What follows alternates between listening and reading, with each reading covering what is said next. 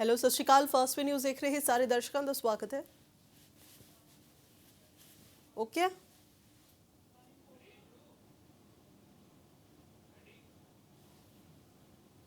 Headlines आ गई ना। Headlines पूछ रही आ गई है।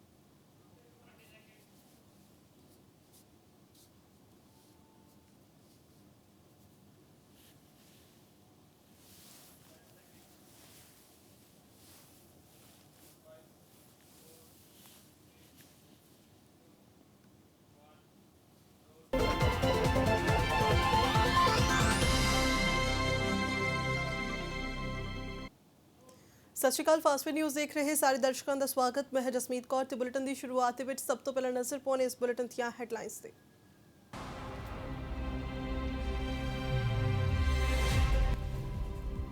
पंजाब ਅਤੇ ਚੰਡੀਗੜ੍ਹ ਦੇ ਵਿੱਚ ਬੇਕਾਬੂ ਹੁੰਦੇ ਕਰੋਨਾ ਤੇ ਕੇਂਦਰ ਚਿੰਤਿਤ। ਵਿਸ਼ੇਸ਼ ਟੀਮਾਂ ਜ਼ਮੀਨੀ ਹਾਲਾਤਾਂ ਦਾ ਹਾਸਲ ਕਰਨ ਦਾ ਜਾਇਜ਼ਾ। 3803 ਪੁਲਿਸ ਮੁਲਾਜ਼ਮ ਹੁਣ ਤੱਕ ਆ ਚੁੱਕੇ ਨੇ ਪੋਜ਼ਿਟਿਵ।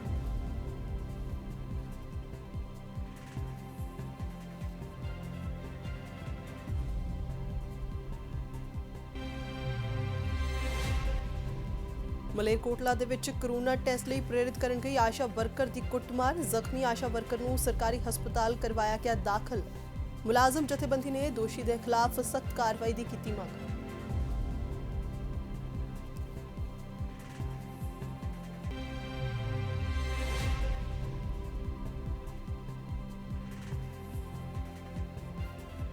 ਪੰਜਾਬ ਦੇ ਵਿੱਚ ਲਗਾਤਾਰ ਵਧ ਰਹੇ ਕਰੋਨਾ ਦੇ ਮਾਮਲੇ 63,000 ਤੋਂ ਪਾਰ ਪਹੁੰਚ ਚੁੱਕੇ ਨੇ ਮਾਮਲੇ। 1800 ਤੋਂ ਵੱਧ ਲੋਕਾਂ ਦੀ ਹੋ ਚੁੱਕੀ ਹੈ ਮੌਤ। ਕਾਂਗਰਸ ਰਾਜ ਸਭਾ ਮੈਂਬਰ ਦੀਪਿੰਦਰ ਹੁੱਡਾ ਨੂੰ ਵੀ ਹੋਇਆ ਕਰੋਨਾ। ਦਿੱਲੀ ਦੇ ਮੈਦਾਂਤਾ ਹਸਪਤਾਲ ਦੇ ਵਿੱਚ ਭਰਤੀ। ਤੇ ਦਿੱਲੀ ਐਨਸੀਆਰ ਦੇ ਵਿੱਚ 5 ਮਹੀਨੇ ਬਾਅਦ ਮੈਟਰੋ ਸੇਵਾ ਅੱਜ ਤੋਂ ਸ਼ੁਰੂ। ਅੱਜ ਪਹਿਲੇ ਦਿਨ 2 ਸ਼ਿਫਟਾਂ ਦੇ ਵਿੱਚ ਚੱਲੇਗੀ ਮੈਟਰੋ। ਪੈਸੇਂਜਰ ਨੂੰ ਇੱਕ ਸੀਟ ਛੱਡ ਕੇ ਹੋਵੇਗਾ ਬੈਠਣਾ। ਸਿਰਫ ਸਮਾਰਟ ਕਾਰਡ ਧਾਰਕਾਂ ਨੂੰ ਯਾਤਰਾ ਕਰਨ ਦੀ ਆਗਿਆ।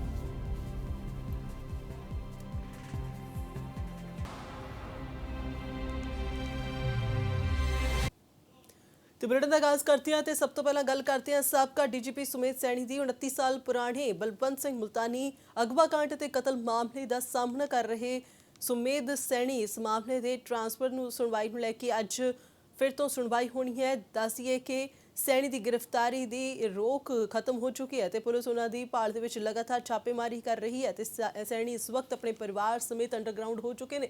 पंजाब के साबका डीजीपी सुमेध सैनी दी मुश्किलां बरकरार ने। 29 साल पुराने बलवंत सिंह मुल्तानी अगवा कांड और कतलकांड मामले का सामना कर रहे हैं। इस मामले के विच ट्रांसफर नूं लैके जो केस ट्रांसफर करन नूं लैके अज सुनवाई होनी है मुड़ तो उत्थे दस दिए कि सैनी की गिरफ्तारी की रोक जी खत्म हो चुकी है। जो राहत दी गई सी खत्म हो चुकी है और हुण पुलिस वालों उसकी भाल दे विच छापेमारी लगातार की जा रही है। सैनी इस वक्त परिवार समेत जिहड़ा उत्थे नहीं पाया गया तो पुलिस वालों लगातार छापेमारी की जा रही है।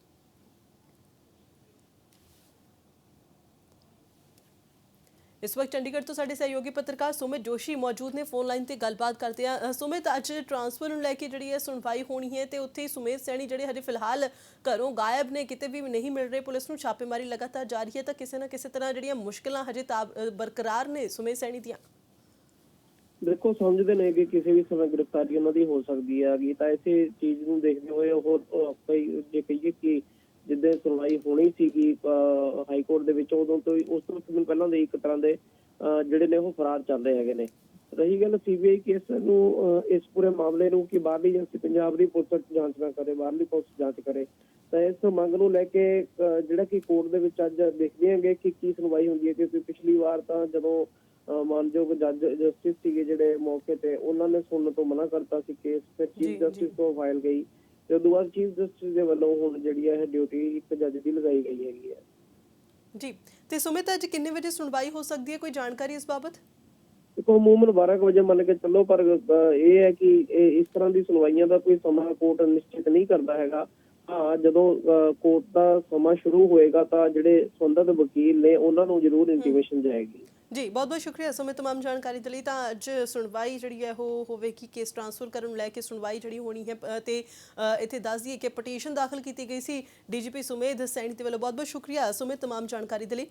ਤਾਂ ਬਿਲਕੁਲ ਉੱਥੇ ਦੂਜੇ ਪਾਸੇ ਜੇ ਗੱਲ ਕਰੀਏ ਤਾਂ ਸੁਮੇਧ ਸੈਣੀ ਦੇ ਵੱਲੋਂ ਪਟੀਸ਼ਨ ਦਾਖਲ ਕੀਤੀ ਗਈ ਸੀ ਕਿ ਜਿਹੜਾ ਕੇਸ ਹੈ ਉਹ ਪੰਜਾਬ ਤੋਂ ਬਾਹਰ ਟ੍ਰਾਂਸਫਰ ਕੀਤਾ ਜਾਵੇ, ਕਿਉਂਕਿ ਉਸ ਨੂੰ ਇਸ ਤਰ੍ਹਾਂ ਲੱਗ ਰਿਹਾ ਹੈ ਕਿ ਜੇਕਰ ਪੰਜਾਬ ਦੇ ਵਿੱਚ ਕੇਸ ਦੀ ਸੁਣਵਾਈ ਹੁੰਦੀ ਹੈ ਤਾਂ ਕਿਤੇ ਨਾ ਕਿਤੇ ਇਹ ਕੇਸ ਜਿਹੜਾ ਪ੍ਰਭਾਵਿਤ ਹੋ ਸਕਦਾ ਹੈ ਤੇ ਉਹਨਾਂ ਦੇ ਵਿਰੁੱਧ ਰਹਿ ਸਕਦਾ ਹੈ। ਇਸ ਵਜ੍ਹਾ ਦੇ ਨਾਲ ਕਿਹਾ ਕਿ ਮੈਨੂੰ ਜੋ ਕੇਸ ਮੇਰਾ ਹੈ ਟ੍ਰਾਂਸਫਰ ਹੋਣਾ ਚਾਹੀਦਾ ਤੇ ਇਸ ਸਬੰਧ ਵਿੱਚ ਪਟੀਸ਼ਨ ਦਾਖਲ ਕੀਤੀ ਗਈ ਹੈ। ਹਾਲਾਂਕਿ ਫਿਲਹਾਲ ਮੁਸ਼ਕਿਲਾਂ ਜਿਹੜੀਆਂ ਬਰਕਰਾਰ ਨਜ਼ਰ ਆ ਰਹੀਆਂ ਨੇ ਸੁਮੇਧ ਸੈਣੀ ਦੀਆਂ। ਦੇਖਣਾ ਹੋਵੇਗਾ ਕਿ ਪੁਲਿਸ ਗ੍ਰਿਫਤਾਰ ਕਦੋਂ ਕਰਦੀ ਹੈ ਉਹਨਾਂ ਨੂੰ, ਤੇ ਉੱਥੇ ਹੀ ਦੱਸਦੀ ਹੈ ਜੋ ਮਾਮਲੇ ਸੁਣਵਾਈ ਹੋਣੀ ਹੈ ਉਸ ਦੇ ਵਿੱਚ ਕੀ ਫੈਸਲਾ ਆਉਂਦਾ ਹੈ।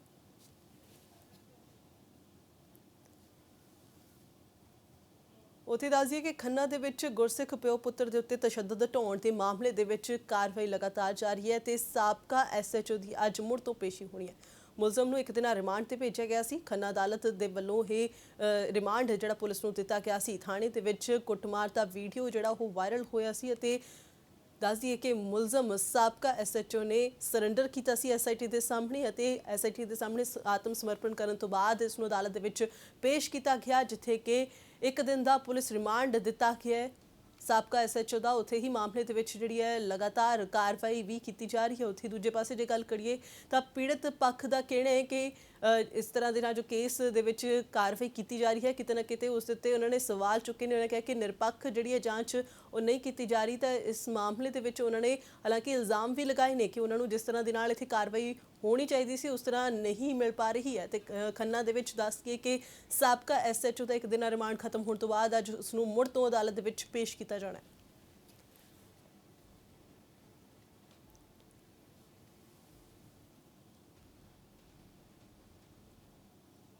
कोरोना मामलों की गल करिए तो लगातार इन्होंने मामलों के इजाफा हो रहा है। तो बहुत सारे जो पुलिस मुलाजम ने फ्रंट लाइन के काम कर रहे हैं वो कोरोना की चपेट में आए हैं। तो पंजाब ते चंडीगढ़ के लिए हुण केंद्र चिंतित नज़र आ रहा है। कोरोना के नाल हालात जो खराब हो रहे हैं, मरीजों की बढ़ रही संख्या की उन्होंने एक समस्या बनती हुई नज़र आ रही है। तो उत्थे दस दिए कि केंद्र के वलों हुण पंजाब चंडीगढ़ के लिए एक टीम रवाना की जाएगी और 10 दिनों के लिए यह केंद्र की टीम इत्थे रहेगी। कोरोना संकट ते पंजाब दे नाल मिल के काम किया जाएगा।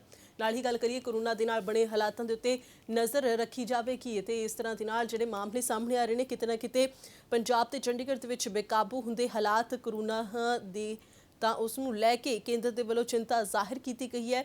ਵਿਸ਼ੇਸ਼ ਟੀਮਾਂ ਜ਼ਮੀਨੀ ਹਾਲਾਤ ਦਾ ਜਾਇਜ਼ਾ ਹਾਸਲ ਕਰਨ ਲਈ ਪਹੁੰਚਣਗੀਆਂ ਤੇ 10 ਦਿਨ ਇੱਥੇ ਉਹ ਬਣੀਆਂ ਰਹਿਣਗੀਆਂ ਤੇ ਜਾਇਜ਼ਾ ਲਿਆ ਜਾਵੇਗਾ ਹਾਲਾਤਾਂ ਦਾ। ਉੱਥੇ ਦੱਸੀਏ ਕਿ ਹੁਣ ਤੱਕ 3803 ਪੁਲਿਸ ਮੁਲਾਜ਼ਮ ਪੋਜ਼ਿਟਿਵ ਪਾਏ ਜਾ ਚੁੱਕੇ ਨੇ। ਕੋਰੋਨਾ ਦੇ ਮਾਮਲੇ ਜਿਸ ਤਰ੍ਹਾਂ ਵੱਧ ਰਹੇ ਨੇ ਤੇ ਉੱਥੇ ਹੀ ਫਰੰਟ ਲਾਈਨ ਦੇ ਵਿੱਚ ਕੰਮ ਕਰ ਰਹੇ ਜੋ ਕੋਰੋਨਾ ਵਾਰੀਅਰਸ ਨੇ ਉਹਨਾਂ ਦੇ ਵਿੱਚ ਵੀ ਕੋਰੋਨਾ ਦੀ पुष्टि जी है वो की जा रही है। तो हुण तक सिर्फ पुलिस मुलाजमान की गल करिए जो फ्रंट लाइन वर्करस के सिर्फ पुलिस मुलाजमान की गल करिए तो 3803 केस पुलिस मुलाजमान के हुण तक कोरोना पॉजिटिव पाए जा चुके हैं। तो इस नूं लैके केंद्र के वल्लों चिंता ਜ਼ਾਹਿਰ ਕੀਤੀ ਗਈ ਹੈ। ਪੰਜਾਬ ਤੇ ਚੰਡੀਗੜ੍ਹ ਦੇ ਵਿੱਚ ਜਿਸ ਤਰ੍ਹਾਂ ਹਾਲਾਤ ਬੇਕਾਬੂ ਹੋ ਰਹੇ ਨੇ ਉਸ ਤੇ ਨਜ਼ਰ ਬਣਾਉਣ ਦੇ ਲਈ ਕੇਂਦਰ ਦੀ ਵਿਸ਼ੇਸ਼ ਟੀਮਾਂ ਜਿਹੜੀਆਂ ਨੇ ਜ਼ਮੀਨੀ ਪੱਧਰ ਦੇ ਉੱਤੇ ਹਾਲਾਤਾਂ ਦਾ ਜਾਇਜ਼ਾ ਲੈਣ ਦੇ ਲਈ ਇੱਥੇ ਪਹੁੰਚਣਗੀਆਂ। 3803 ਪੁਲਿਸ ਮੁਲਾਜ਼ਮ ਹੁਣ ਤੱਕ ਪੋਜ਼ਿਟਿਵ ਪਾਏ ਜਾ ਚੁੱਕੇ ਨੇ ਤੇ ਉੱਥੇ ਦੱਸ ਦਈਏ ਕਿ ਮਾਮਲੇ ਵੀ ਲਗਾਤਾਰ ਵਧ ਰਹੇ ਨੇ।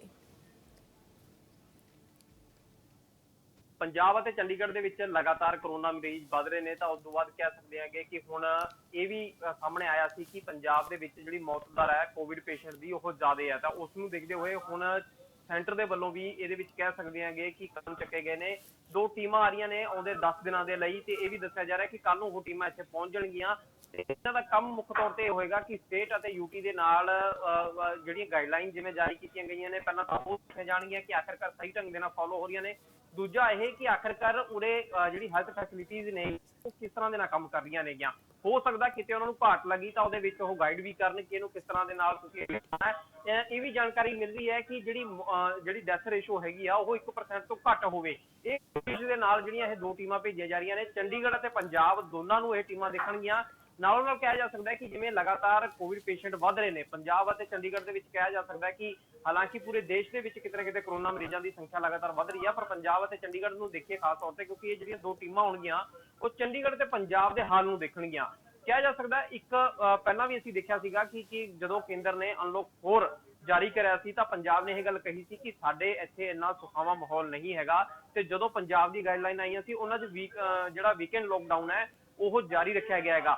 ਨਾਲੋਂ ਨਾਲ ਜੇ ਕਿਹਾ ਜਾਵੇ ਰਾਤ ਨੂੰ ਵੀ ਜਿਹੜੀ ਹੈ ਕਰਫਿਊ ਹੈਗਾ ਤੇ ਉਹ ਸਖਤੀ ਬਰਕਰਾਰ ਰੱਖੀ ਹੋਈ ਹੈ। ਉਹਦਾ ਕਾਰਨ ਇਹੀ ਹੈ ਕਿ ਜਿਹੜੇ ਕਰੋਨਾ ਮਰੀਜ਼ ਲਗਾਤਾਰ ਪੋਜ਼ਿਟਿਵ ਜਿਹੜੀ ਸੰਖਿਆ ਉਹ ਵਧਦੀ ਜਾ ਰਹੀ ਹੈ ਤੇ ਕਹਿ ਸਕਦੇ ਹਾਂ ਕਿ ਕੇਂਦਰ ਦੇ ਵੱਲੋਂ ਆ ਰਹੀਆਂ ਇਹ ਦੋ ਟੀਮਾਂ ਹੁਣ ਨਜ਼ਰ ਰੱਖਣੀ ਹੈ ਕਿ ਆਖਰਕਾਰ ਦੋਨੇ ਪਹਿਲੀ ਗੱਲ ਤਾਂ ਕਿ ਯੂਟੀ ਤੇ ਸਟੇਟ ਦੋਨੇ ਕੰਮ ਕਿਵੇਂ ਕਰ ਰਹੀਆਂ ਨੇ। ਕਿਤੇ ਗਾਈਡਲਾਈਨ ਦੀ ਜ਼ਰੂਰਤ ਹੋਏਗੀ ਉਹ ਵੀ ਦਖਲ ਇਹ ਵਿੱਚ ਦਿੰਦੇ ਹੋਏ ਨਜ਼ਰ ਆਉਣਗੇ। ਨਾਲੋਂ ਨਾਲ ਕਿਹਾ ਜਾ ਸਕਦਾ ਕੋਸ਼ਿਸ਼ ਇੱਕ ਇਹੀ ਹੈ, ਚਾਹੇ ਸਟੇਟ ਜਿਵੇਂ ਪਹਿਲਾਂ ਆਪਣੀਆਂ ਕੋਸ਼ਿਸ਼ਾਂ ਕਰ ਰਹੀਆਂ ਨੇ ਕਿ ਕਰੋਨਾ ਮਹਾਮਾਰੀ ਦੇ ਵਿੱਚ ਲੋਕਾਂ ਨੂੰ ਸੁਰੱਖਿਅਤ ਕਿਵੇਂ ਰੱਖਿਆ ਜਾਵੇ, ਹੁਣ ਕੇਂਦਰ ਨੇ ਵੀ ਇਹੀ ਇੱਕ ਕੋਸ਼ਿਸ਼ ਕੀਤੀ ਹੈ ਕਿ ਆਖਰਕਾਰ ਇਹ ਦੋ ਟੀਮਾਂ ਭੇਜ ਕੇ ਵੀ ਚੰਡੀਗੜ੍ਹ ਅਤੇ ਪੰਜਾਬ ਦੇ ਵਿੱਚ ਜਿਵੇਂ ਲਗਾਤਾਰ ਜੇ ਦੇਖਿਆ ਜਾਵੇ ਪੰਜਾਬ ਦੇ ਵਿੱਚ ਖਾਸ ਕਰਕੇ ਜੇ ਦੇਖੀ ਕਿ ਮੌਤ ਦਰ ਜਿਹੜੀ ਵਧੀ ਹੋਈ ਹੈ ਉਹਨੂੰ ਕਿਵੇਂ ਘੱਟ ਕਰਨਾ। ਮਕਸਦ ਇੱਕ ਹੀ ਹੈ, ਚਾਹੇ ਇਹ ਟੀਮਾਂ ਕੇਂਦਰ ਤੋਂ ਆ ਰਹੀਆਂ ਨੇ ਚਾਹੇ ਪਹਿਲਾਂ ਸਟੇਟ ਕੰਮ ਕਰ ਰਹੀ ਹੈ, ਕਿ ਆਖਰਕਾਰ ਕਰੋਨਾ ਮਹਾਮਾਰੀ ਦੇ ਚੱਲਦੇ ਲੋਕਾਂ ਨੂੰ ਸੁਰੱਖਿਅਤ ਕਿਵੇਂ ਰੱਖਿਆ ਜਾਵੇ।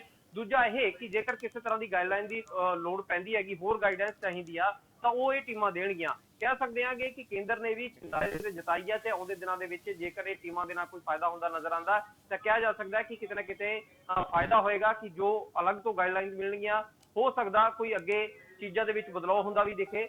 ਆਉਂਦੇ 10 ਦਿਨਾਂ ਦੇ ਤੱਕ ਦੱਸੀ ਜਾ ਰਹੀ ਹੈ ਜੋ ਜਾਣਕਾਰੀ ਕਿ ਆਉਂਦੇ 10 ਦਿਨਾਂ ਤੱਕ ਇਹ ਟੀਮਾਂ ਚੰਡੀਗੜ੍ਹ ਦੇ ਵਿੱਚ ਰਹਿ ਕੇ ਹੀ ਆਪਣਾ ਆਪਰੇਟ ਕਰਨੀਆਂ, ਯਾਨੀ ਕਿ ਇੱਕ ਪੂਰਾ ਆਪਰੇਟ ਕਰਨੀ ਹੈ ਕਿ ਕਿਵੇਂ ਸਿਸਟਮ ਚੱਲ ਰਿਹਾ ਹੈ, ਦੇਖੀ ਪੂਰੀ ਰਿਪੋਰਟ ਤਿਆਰ ਕੀਤੀ ਜਾ ਸਕਦੀ ਹੈ, ਪਰ ਮਕਸਦ ਕੋਈ ਕਰੋਨਾ ਮਹਾਮਾਰੀ ਤੋਂ ਕਿਵੇਂ ਬਚਿਆ ਜਾ ਸਕੇ। ਸੋ ਬਿਲਕੁਲ ਇੱਕ ਪਾਸੇ ਜਿੱਥੇ ਕਰੋਨਾ ਵਾਰੀਅਰਸ ਜਿਹੜੇ ਨੇ ਉਹ ਚਪੇਟ ਵਿੱਚ ਆ ਰਹੇ ਨੇ, ਉੱਥੇ ਹੀ ਜੋ ਹਾਲਾਤ ਜ਼ਮੀਨੀ ਪੱਧਰ ਦੇ ਉੱਤੇ ਦੇਖਣ ਨੂੰ ਮਿਲ ਰਹੇ ਨੇ ਤਾਂ ਉੱਥੇ ਬਹੁਤ ਸਾਰੇ ਲੋਕਾਂ ਦੇ ਵਿੱਚ ਕਰੋਨਾ ਦੀ ਪੁਸ਼ਟੀ ਜਿਹੜੀ ਹੋਈ ਹੈ। ਤੇ ਉੱਥੇ ਗੱਲ ਕਰੀਏ ਤਾਂ 63,000 ਤੋਂ ਕਰੋਨਾ ਮਰੀਜ਼ਾਂ ਦੇ ਆંકੜੇ ਪੰਜਾਬ ਦੇ ਵਿੱਚ ਪਾਰ ਹੋ ਚੁੱਕੇ ਨੇ। 1946 ਨਵੇਂ ਮਾਮਲੇ 24 ਘੰਟਿਆਂ ਦੇ ਵਿੱਚ ਸਾਹਮਣੇ ਆਏ ਨੇ ਤੇ ਉੱਥੇ ਦੱਸੀਏ ਕਿ ਹੁਣ ਤੱਕ ਬਹੁਤ ਸਾਰੇ ਲੋਕ ਨੇ ਜਿਹੜੇ ਉਹ ਕਰੋਨਾ ਦੀ ਚਪੇਟ ਵਿੱਚ ਆ ਗਏ ਨੇ। ਜਲੰਧਰ ਦੇ ਵਿੱਚ 261 ਨਵੇਂ ਕੇਸ ਆਏ ਨੇ, ਜਦਕਿ ਅੰਮ੍ਰਿਤਸਰ ਦੇ ਵਿੱਚ 133 ਨਵੇਂ ਮਾਮਲਿਆਂ ਦੀ ਪੁਸ਼ਟੀ ਹੋਈ ਹੈ। ਬਠਿੰਡਾ ਦੇ ਵਿੱਚ ਵੀ 168 ਨਵੇਂ ਕੇਸ ਸਾਹਮਣੇ ਆਏ ਨੇ 24 ਘੰਟਿਆਂ ਦੇ ਅੰਦਰ ਅਤੇ ਬਹੁਤ ਸਾਰੇ ਜਿਹੜੇ ਮਾਮਲੇ ਨੇ ਉਹ ਲਗਾਤਾਰ ਵਧਦੇ ਹੋਏ ਨਜ਼ਰ ਆ ਰਹੇ ਨੇ। ਤੇ ਉੱਥੇ ਜੇ ਗੱਲ ਕਰੀਏ ਤਾਂ ਸਿਹਤਯਾਬ ਹੋਣ ਵਾਲੇ ਲੋਕਾਂ ਦੀ ਗਿਣਤੀ ਦੇ ਵਿੱਚ ਵੀ ਇਜ਼ਾਫਾ ਹੋਇਆ, ਪਰ ਜਿਸ ਤਰ੍ਹਾਂ ਦੇ ਨਾਲ ਕਰੋਨਾ ਦੇ ਕੇਸ ਵਧ ਰਹੇ ਨੇ ਤਾਂ ਉਸ ਦੇ ਮੁਕਾਬਲੇ ਸਿਹਤਯਾਬ ਹੋਣ ਵਾਲੇ ਲੋਕਾਂ ਦੀ ਗਿਣਤੀ ਜਿਹੜੀ ਹੈ ਘੱਟ ਹੈ।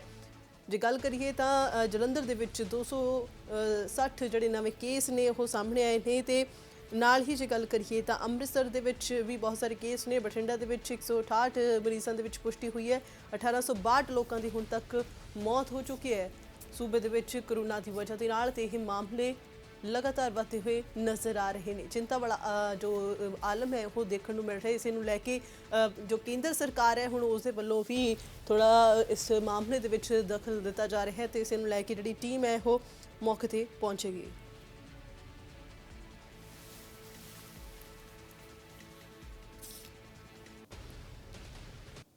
ਉੱਥੇ ਦੂਜੇ ਪਾਸੇ ਕਰੋਨਾ ਪੋਜ਼ਿਟਿਵ ਪੰਜਾਬ ਪੁਲਿਸ ਦੇ ਮੁਲਾਜ਼ਮਾਂ ਦੀ ਹੌਸਲਾ ਅਫਜ਼ਾਈ ਕੀਤੀ ਗਈ ਹੈ ਤੇ ਨਾਲ ਹੀ ਗੱਲ ਕਰੀਏ ਪੰਜਾਬ ਪੁਲਿਸ ਦੇ ਆਲਾ ਅਧਿਕਾਰੀਆਂ ਦੇ ਵਿਸ਼ੇਸ਼ ਪਹਿਲ ਕੀਤੀ ਗਈ ਹੈ। ਫੋਨ ਦੇ ਉੱਤੇ 500 ਤੋਂ ਵੱਧ ਕਰੋਨਾ ਪੋਜ਼ਿਟਿਵ ਮੁਲਾਜ਼ਮਾਂ ਦਾ ਹਾਲ ਚਾਲ ਜਾਣਿਆ ਗਿਆ।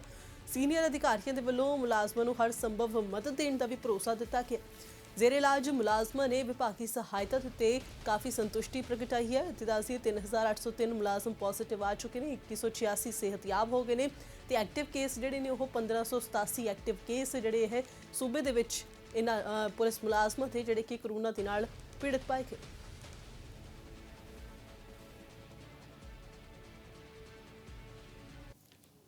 ਤੇ ਖਬਰ ਮਲੇਰਕੋਟਲਾ ਤੋਂ ਹੈ, ਜਿੱਥੇ ਦੇ ਪਿੰਡ ਚਪੜੌਂਦਾ ਵਿਖੇ ਇੱਕ ਸਰਕਾਰੀ ਹਦਾਇਤਾਂ ਦੇ ਮੁਤਾਬਕ ਲੋਕਾਂ ਨੂੰ ਕਰੋਨਾ ਦੇ ਸੰਬੰਧ ਵਿੱਚ ਜਾਣਕਾਰੀ ਦੇਣ ਗਈ ਇੱਕ ਆਸ਼ਾ ਵਰਕਰ ਦੀ ਕੁੱਟਮਾਰ ਕੀਤੀ ਗਈ ਹੈ। ਉਹ ਲੋਕਾਂ ਨੂੰ ਕਰੋਨਾ ਟੈਸਟ ਲਈ ਪ੍ਰੇਰਿਤ ਕਰਨ ਗਈ ਸੀ ਅਤੇ ਇਸ ਨੂੰ ਲੈ ਕੇ ਆਸ਼ਾ ਵਰਕਰ ਕੁਲਵੰਤ ਕੌਰ ਦੀ ਪਿੰਡ ਦੀਆਂ ਮਹਿਲਾਵਾਂ ਨੇ ਕੁੱਟਮਾਰ ਕੀਤੀ ਹੈ ਤੇ ਉਹਨਾਂ ਨੂੰ ਕਰੋਨਾ ਟੈਸਟ ਕਰਵਾਉਣ ਤੋਂ ਵੀ ਉਹਨਾਂ ਨੇ ਮਨਾ ਕਰ ਦਿੱਤਾ ਸੀ ਤੇ ਹੁਣ ਅਮਰਗੜ੍ਹ ਦੇ ਸਰਕਾਰੀ ਹਸਪਤਾਲ ਦੇ ਵਿੱਚ ਇਹ ਆਸ਼ਾ ਵਰਕਰ ਜਿਹੜੀ ਹੈ ਭਰਤੀ ਕਰਵਾਈ ਗਈ ਹੈ। ਪਰਿਵਾਰਕ ਮੈਂਬਰਾਂ ਦਾ ਕਹਿਣਾ ਹੈ ਕਿ ਜਿਸ ਤਰ੍ਹਾਂ ਹੀ ਕੁੱਟਮਾਰ ਹੁੰਦੀ ਰਹੀ ਤਾਂ ਕੋਈ ਵੀ ਮੁਲਾਜ਼ਮ ਕੰਮ ਨਹੀਂ ਕਰੇਗਾ। ਉਧਰ ਮੁਲਾਜ਼ਮ ਜਥੇਬੰਦੀ ਦੇ ਪ੍ਰਧਾਨ ਨੇ ਆਸ਼ਾ ਵਰਕਰ ਦਾ ਹਾਲਚਾਲ ਜਾਣਿਆ ਤੇ ਦੋਸ਼ੀਆਂ ਦੇ ਖਿਲਾਫ ਸਖਤ ਕਾਰਵਾਈ ਦੀ ਮੰਗ ਕੀਤੀ ਹੈ। ਦੂਜੇ ਪਾਸੇ ਕੁੱਟਮਾਰ ਕਰਨ ਵਾਲੀਆਂ ਔਰਤਾਂ ਜੋ ਕਿ ਉਹਨਾਂ ਦੇ ਵਿੱਚੋਂ ਇੱਕ ਔਰਤ ਦਾ ਕਹਿਣਾ ਹੈ ਕਿ ਇਹ ਕੁੱਟਮਾਰ ਕਰੋਨਾ ਕਰਕੇ ਨਹੀਂ ਸਗੋਂ ਦੋ ਧਿਰਾਂ ਦੀ ਆਪਸੀ ਲੜਾਈ ਦੇ ਕਰਕੇ ਕੀਤੀ ਗਈ ਹੈ। ਪੁਲਿਸ ਆਸ਼ਾ ਵਰਕਰ ਦਾ ਬਿਆਨ ਦਰਜ ਕਰਕੇ ਲੈ ਚੁੱਕੀ ਹੈ ਤੇ ਉੱਥੇ ਦੱਸੀਏ ਕਿ ਜਾਂਚ ਤੋਂ ਬਾਅਦ ਕਾਰਵਾਈ ਦਾ ਭਰੋਸਾ ਦਿੱਤਾ ਗਿਆ।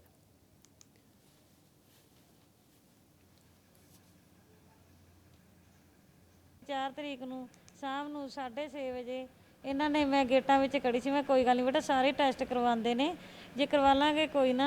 ਇਹ ਕਹਿੰਦੇ ਅੱਜ ਤੇਰੀ ਕਰੋਨਾ ਅਸੀਂ ਕੱਢਦੇ ਹਾਂ। ਇਹਨਾਂ ਨੇ ਫੜ ਕੇ ਮੈਨੂੰ ਕੰਧ ਵਿੱਚ ਅੱਗੇ ਸੜਕ ਉੱਤੇ ਫੜ ਕੇ ਮੈਨੂੰ ਘੜੀਸ ਲਿਆ ਤੇ ਮੇਰੀ ਕੁੱਟਮਾਰ ਕੀਤੀ ਗਈ। ਲੜਾਈ ਤਾਂ ਜੀ ਸਾਨੂੰ ਗਾਲਾਂ ਕੱਢਦੀ ਸੀ, ਅਸੀਂ ਗਾਲਾਂ ਕੱਢੀਆਂ। ਜਦੋਂ ਅਸੀਂ ਗੱਲ ਪੁੱਛੀ ਜੀ ਉਹਨੇ ਅੰਦਰ ਬਾਰ ਲਾ ਲਿਆ। ਜੇ ਬਾਰ ਖੋਲਿਆ ਤਾਂ ਗਾਲਾਂ ਗੂਲਾਂ ਕੱਢੀਆਂ ਉਹਨਾਂ ਨੇ ਵੀ ਸਾਨੂੰ, ਅਸੀਂ ਵੀ ਕੱਢਿਆ ਜੀ। ਦੋਨੇ ਧਿਰਾਂ ਹੱਥੋਂ ਪਾਈ ਹੋਈਆਂ ਨੇ ਜੀ। ਉਹਨਾਂ ਨੇ ਸਾਡੇ ਮਾਰੇ, ਅਸੀਂ ਉਹਨਾਂ ਦੇ ਮਾਰਿਆ। ਤੁਸੀਂ ਬਿਮਾਰ ਚੱਲ ਰਹੇ ਸੀ, ਤੁਹਾਨੂੰ ਕਰੋਨਾ ਟੈਸਟ ਕਰਾਉਣ ਬਾਰੇ ਕਹਿਣ ਆਈ ਸੀਗੀ ਉਹਨਾਂ ਨੇ? ਕੁਛ ਨਹੀਂ ਕਹਿਣ ਆਈ ਜੀ, ਇਹ ਨਿਰਾ ਗੱਪ ਹੈਗਾ, ਕੋਈ ਗੱਲ ਨਹੀਂ ਹੈਗੀ। ਇਹ ਮੈਂ ਬਿਮਾਰ ਨਹੀਂ ਹੈਗੀ ਜੀ। ਮੈਂ ਤੁਹਾਨੂੰ ਦੱਸਾਂ, ਮੈਂ 3-4 ਘਰਾਂ ਦਾ ਕੰਮ ਕਰਕੇ ਆਉਣੀ ਆ, ਜਦ ਨੂੰ ਉਹ ਸੁੱਤੀ ਉੱਠਦੀ ਹੈਗੀ। ਬਿਮਾਰ ਬੰਦਾ ਕੰਮ ਕਰ ਲੂਗਾ ਜੀ। ਇੱਕ ਲੇਡੀ ਹੈ ਕੁਲਵੰਤ ਕੌਰ, ਪਤਨੀ ਬਹਾਦਰ ਸਿੰਘ, ਪਿੰਡ ਚਪੜੌਦਾ ਤੋਂ। ਉਹ ਕੋਈ ਲੜਾਈ ਝਗੜੇ ਕਾਰਨ ਸੱਟਾਂ ਲੱਗਣ ਕਾਰਨ ਦਾਖਲ ਹੋਈ ਹਸਪਤਾਲ ਦੇ ਵਿੱਚ। ਉਹਦਾ ਬਿਆਨ ਆਪਾਂ ਨੇ ਲਿਖ ਲਿਆ ਤੇ ਉਹਦੀ ਤਫਤੀਸ਼ ASI ਮਲਕੀਤ ਸਿੰਘ ਕਰ ਰਹੇ ਨੇ। ਜੋ ਵੀ ਤੱਥ ਸਾਹਮਣੇ ਆਉਣਗੇ ਉਸ ਹਿਸਾਬ ਨਾਲ ਅੱਗੇ ਕਾਰਵਾਈ ਕੀਤੀ ਜਾਊਗੀ। ਇਹ ਕੰਮ ਕੀ ਕਰਦੀ ਹੈ ਜੀ? ਇਹ ਆਸ਼ਾ ਵਰਕਰ ਹੈ ਜੀ। ਤੇ ਅਗਲੀ ਖਬਰ ਦੇ ਵੱਲ ਰੁਖ ਕਰਦੇ ਹਾਂ। ਪੰਜਾਬ ਦੇ ਸਿਹਤ ਮੰਤਰੀ ਬਲਬੀਰ ਸਿੰਘ ਸਿੱਧੂ ਨੇ ਹੈਲਥ ਵਰਕਰ ਰਾਮ ਸਿੰਘ ਤੇ ਪਰਿਵਾਰ ਨੂੰ 50 ਲੱਖ ਅਤੇ ਪਰਿਵਾਰ ਦੇ ਇੱਕ ਜੀ ਨੂੰ ਸਰਕਾਰੀ ਨੌਕਰੀ ਦੇਣ ਦਾ ਐਲਾਨ ਕੀਤਾ। ਦੱਸੀਏ, ਹੈਲਥ ਵਰਕਰ ਰਾਮ ਸਿੰਘ ਦੀ ਡਿਊਟੀ ਦੌਰਾਨ ਬਰਨਾਲਾ ਦੇ ਪਿੰਡ ਉਗੋਕੇ ਵਿਖੇ ਮੌਤ ਹੋ ਗਈ ਸੀ ਅਤੇ ਸਰਕਾਰੀ ਸਨਮਾਨਾਂ ਦੇ ਨਾਲ ਉਹਨਾਂ ਦਾ ਅੰਤਿਮ ਸੰਸਕਾਰ ਕੀਤਾ ਗਿਆ ਸੀ। ਤੇ ਉੱਥੇ ਦੱਸੀਏ, ਸਿਹਤ ਮੰਤਰੀ ਬਲਬੀਰ ਸਿੰਘ ਸਿੱਧੂ ਰਾਮ ਸਿੰਘ ਦੇ ਪਰਿਵਾਰ ਦੇ ਨਾਲ ਦੁੱਖ ਦਾ ਪ੍ਰਗਟਾਵਾ ਕਰਨ ਲਈ ਪਹੁੰਚੇ। ਇਸ ਮੌਕੇ ਦੇ ਉੱਤੇ ਸਿੱਧੂ ਨੇ ਲੋਕਾਂ ਨੂੰ ਅਪੀਲ ਕੀਤੀ ਹੈ ਕਿ ਕੋਰੋਨਾ ਨੂੰ ਲੈ ਕੇ ਜੋ ਅਫਵਾਹਾਂ ਫੈਲਾਈਆਂ ਜਾ ਰਹੀਆਂ ਨੇ ਉਹਨਾਂ 'ਤੇ ਯਕੀਨ ਨਾ ਕੀਤਾ ਜਾਵੇ ਅਤੇ ਅਫਵਾਹਾਂ ਫੈਲਾਉਣ ਵਾਲਿਆਂ ਦੇ ਖਿਲਾਫ ਵੀ ਸਖਤ ਕਾਰਵਾਈ ਕੀਤੀ ਜਾਵੇਗੀ। ਸਿੱਧੂ ਸਾਹਿਬ ਜੀ ਆਏ ਸੀਗੇ, ਉਹਨਾਂ ਦਾ ਅਸੀਂ ਬਹੁਤ ਧੰਨਵਾਦ ਕਰਦੇ ਹਾਂ। ਉਹ ਬੇਟੀ ਨੂੰ ਨੌਕਰੀ ਤੇ ਸਾਨੂੰ 50 ਲੱਖ ਦੀ ਹੈਲਪ ਕਰਨਗੇ ਉਹ ਸਾਡੀ। ਅਸੀਂ ਉਹਨਾਂ ਦਾ ਬਹੁਤ ਬਹੁਤ ਧੰਨਵਾਦ ਕਰਦੇ ਹਾਂ ਸਿੱਧੂ ਸਾਹਿਬ ਜੀ ਦਾ। ਫੌਜ ਦਾ ਜਰਨੈਲ ਸੀ ਰਾਮ ਸਿੰਘ, ਜਿਸ ਦੇ ਜਾਣ ਦਾ ਦੁੱਖ ਇਸ ਪਰਿਵਾਰ ਨੂੰ ਹੈ, ਸਾਡੇ ਸਰਕਾਰ ਨੂੰ, ਔਰ ਖਾਸ ਕਰਕੇ ਮੇਰੇ ਡਿਪਾਰਟਮੈਂਟ ਨੂੰ।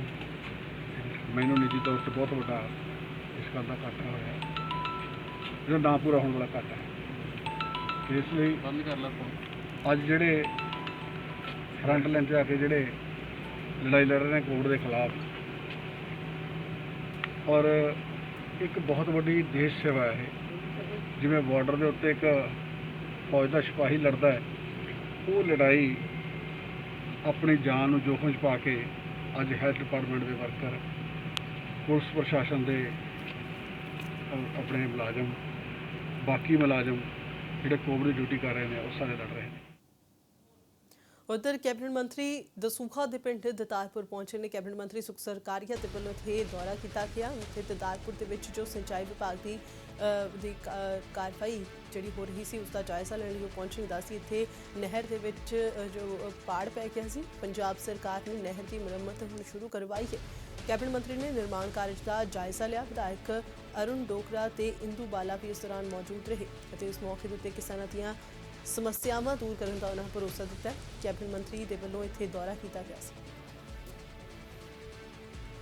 ਅਸੀਂ ਸਮਝਦੇ ਹਾਂ ਇਹਦੇ 'ਚ ਥੋੜੀ ਜੀ ਪ੍ਰੋਬਲਮ ਜੋ ਤੁਹਾਡੇ ਸਾਹਮਣੇ ਇਹਨਾਂ ਦੱਸਿਆ ਵੀ ਉਹ ਡਿਜ਼ਾਈਨ ਦੀ ਆਈ ਹੈ, ਕਿਉਂਕਿ ਬ੍ਰੀਚ ਬੜੀ ਡੂੰਘੀ ਹੋ ਗਈ ਸੀ।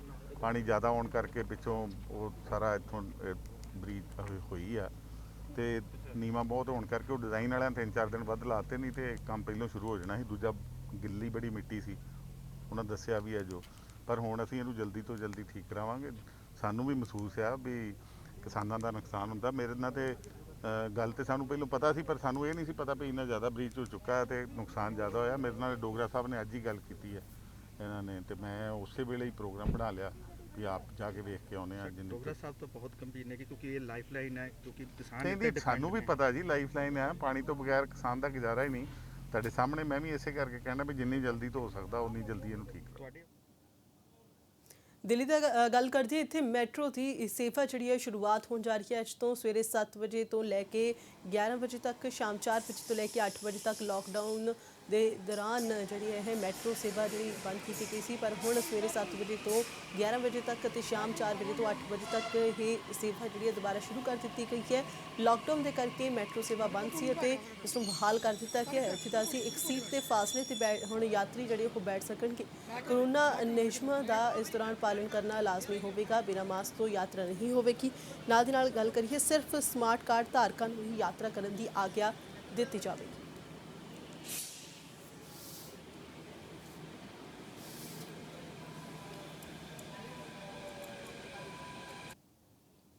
ਅਗਲੀ ਖਬਰ ਦੇ ਵੱਲ ਰੁਖ ਕਰਦੇ ਹਾਂ। ਹਰ ਸਾਲ ਦੀ ਤਰ੍ਹਾਂ ਸ਼੍ਰੋਮਣੀ ਗੁਰਦੁਆਰਾ ਪ੍ਰਬੰਧਕ ਕਮੇਟੀ ਦੇ ਵੱਲੋਂ ਇੱਕ ਸਮਾਗਮ ਦਾ ਆਯੋਜਨ ਕੀਤਾ ਜਾਂਦਾ ਹੈ। ਗੁਰਦੁਆਰਾ ਸਮਾਧ ਬਾਬਾ ਬੁੱਢਾ ਸਾਹਿਬ ਜੀ ਵਿਖੇ ਬੜੇ ਹੀ ਸ਼ਰਧਾ ਭਾਵਨਾ ਦੇ ਨਾਲ ਇਹ ਸਮਾਗਮ ਮਨਾਏ ਜਾਂਦੇ ਨੇ। ਇਸ ਮੌਕੇ ਉੱਤੇ ਸ਼੍ਰੀ ਅਖੰਡ ਪਾਠ ਸਾਹਿਬ ਜੀ ਦੇ ਭੋਗ ਪਾਏ ਗਏ ਅਤੇ ਵੱਡੀ ਗਿਣਤੀ ਦੇ ਵਿੱਚ ਸੰਗਤਾਂ ਨੇ ਇੱਥੇ ਪਹੁੰਚ ਕੇ ਹਾਜ਼ਰੀ ਭਰੀ ਹੈ। ਇਤਿਹਾਸ ਦੇ ਮੁਤਾਬਕ ਗੁਰੂ ਘਰ ਦੀ ਸੇਵਾ ਕਰਦੇ ਜਦੋਂ ਬਾਬਾ ਬੁੱਢਾ ਸਾਹਿਬ ਜੀ ਦਾ ਸਰੀਰ ਕਾਫੀ ਬਿਰਧ ਹੋ ਗਿਆ ਤਾਂ ਬਾਬਾ ਬੁੱਢਾ ਸਾਹਿਬ ਜੀ ਬੀੜ ਸਾਹਿਬ ਤੋਂ 6ਵੇਂ ਪਾਤਸ਼ਾਹ ਸ਼੍ਰੀ ਹਰਗੋਬਿੰਦ ਸਾਹਿਬ ਜੀ ਦੇ ਕੋਲ ਪਹੁੰਚੇ ਅਤੇ ਇਸ ਦੌਰਾਨ ਆਪਣਾ ਅੰਤਿਮ ਸਮਾਂ ਜਾਣਦਿਆਂ ਹੋਇਆਂ ਬੇਨਤੀ ਕੀਤੀ ਕਿ ਉਹ ਆਪਣੇ ਨਗਰ ਰਾਮਦਾਸ ਜਾ ਕੇ ਨਿਵਾਸ ਕਰਨਾ ਚਾਹੁੰਦੇ ਨੇ ਤੇ ਉਹਨਾਂ ਦੀ ਅੰਤਿਮ ਇੱਛਾ ਸੀ ਕਿ ਉਹਨਾਂ ਦੇ ਆਖਰੀ ਸਮੇਂ ਸਤਿਗੁਰ ਦਰਸ਼ਨ ਜ਼ਰੂਰ ਦੇਣ। ਦੱਸ ਦਈਏ ਕਿ ਬਾਬਾ ਜੀ 16 ਨਵੰਬਰ 1631 ਨੂੰ ਸਰੀਰ ਤਿਆਗ ਕੇ ਜੋਤੀ ਜੋਤ ਸਮਾ ਗਏ ਸਨ ਅਤੇ ਇਸ ਮੌਕੇ ਸ਼੍ਰੀ ਹਰਗੋਬਿੰਦ ਸਾਹਿਬ ਜੀ ਨੇ ਆਪ ਬਾਬਾ ਜੀ ਦੀਆਂ ਜੋ ਅੰਤਿਮ ਰਸਮਾਂ ਨੇ ਉਹ ਪੂਰੀਆਂ ਕੀਤੀਆਂ ਸਨ ਤੇ ਉਹਨਾਂ ਨੂੰ ਮਾਣ ਬਖਸ਼ਿਆ। ਇਸ ਸਥਾਨ ਤੇ ਹੁਣ ਗੁਰਦੁਆਰਾ ਸਮਾਧ ਬਾਬਾ ਬੁੱਢਾ ਸਾਹਿਬ ਜੀ ਸੁਸ਼ੋਭਿਤ ਹੈ।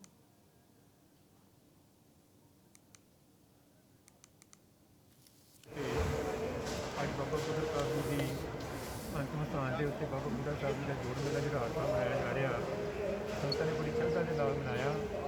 ਭਾਵੇਂ ਦੇਸ਼ ਦੇ ਵਿੱਚ ਸਾਰੇ ਦੁਨੀਆ ਦੇ ਵਿੱਚ ਕੋਰੋਨਾ ਦੀ ਬਿਮਾਰੀ ਮਹਾਂਮਾਰੀ ਫੈਲੀ ਗਈ ਹੈ, ਪਰ ਸੰਗਤਾਂ ਨੇ ਬੜੇ ਉਤਸ਼ਾਹ ਦੇ ਨਾਲ ਬੜੇ ਨਿਯਮਾਂ ਦੇ ਮੁਤਾਬਕ ਆਪਣੇ ਆਪ ਦੇ ਸ਼ਰਧਾ ਦੇ ਫੁੱਲ ਭੇਟ ਕੀਤੇ ਆ।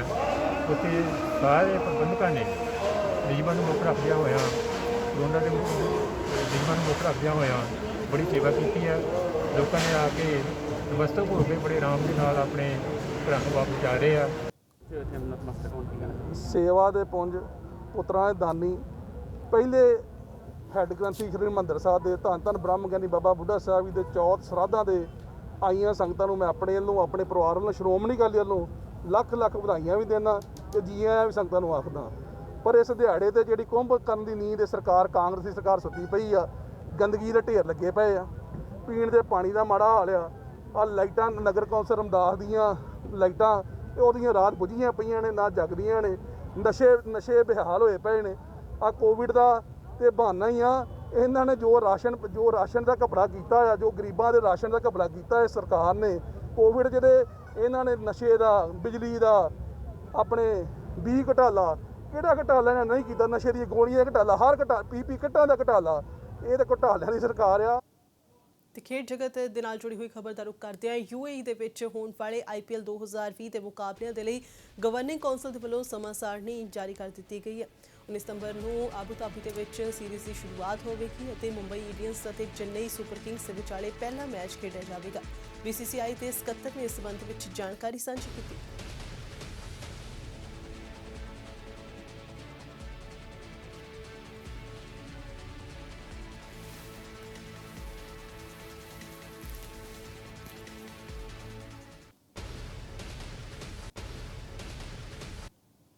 ਸੋ ਫਿਲਹਾਲ ਇਹਨਾਂ ਖਬਰਾਂ ਦੇ ਵਿੱਚ ਇੰਨੇ, ਪਰ ਜਾਣ ਤੋਂ ਪਹਿਲਾਂ ਇੱਕ ਵਾਰ ਫਿਰ ਤੋਂ ਨਜ਼ਰ ਪਾ ਲੈਣੇ ਇਸ ਬੁਲੇਟਿਨ ਦੀਆਂ ਹੈਡਲਾਈਨਸ ਤੇ।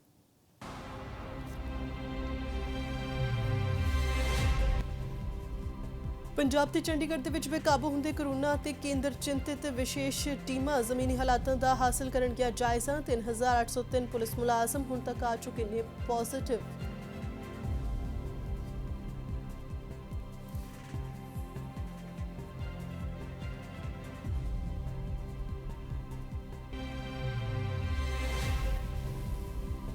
ਮਲੇਰਕੋਟਲਾ ਦੇ ਵਿੱਚ ਕਰੋਨਾ ਟੈਸਟ ਲਈ ਪ੍ਰੇਰਿਤ ਕਰਨ ਗਈ ਆਸ਼ਾ ਵਰਕਰ ਦੀ ਕੁੱਟਮਾਰ। ਜ਼ਖਮੀ ਆਸ਼ਾ ਵਰਕਰ ਨੂੰ ਸਰਕਾਰੀ ਹਸਪਤਾਲ ਕਰਵਾਇਆ ਗਿਆ ਭਰਤੀ। ਮੁਲਾਜ਼ਮ ਜਥੇਬੰਦੀ ਨੇ ਦੋਸ਼ੀਆਂ ਦੇ ਖਿਲਾਫ ਸਖਤ ਕਾਰਵਾਈ ਦੀ ਕੀਤੀ ਮੰਗ।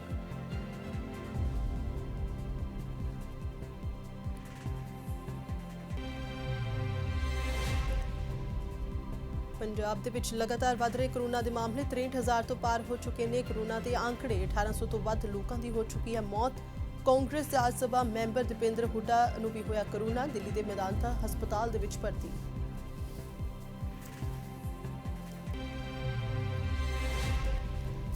ਤੇ ਦਿੱਲੀ NCR ਦੇ ਵਿੱਚ 5 ਮਹੀਨੇ ਬਾਅਦ ਮੈਟਰੋ ਸੇਵਾ ਅੱਜ ਤੋਂ ਸ਼ੁਰੂ। ਪਹਿਲੇ ਦਿਨ 2 ਸ਼ਿਫਟਾਂ ਦੇ ਵਿੱਚ ਚੱਲੇਗੀ ਮੈਟਰੋ। ਪੈਸੇਂਜਰ ਨੂੰ ਇੱਕ ਸੀਟ ਛੱਡ ਕੇ ਹੋਵੇਗਾ ਬੈਠਣਾ। ਸਿਰਫ ਸਮਾਰਟ ਕਾਰਡ ਧਾਰਕਾਂ ਨੂੰ ਹੀ ਯਾਤਰਾ ਕਰਨ ਦੀ ਇਜਾਜ਼ਤ।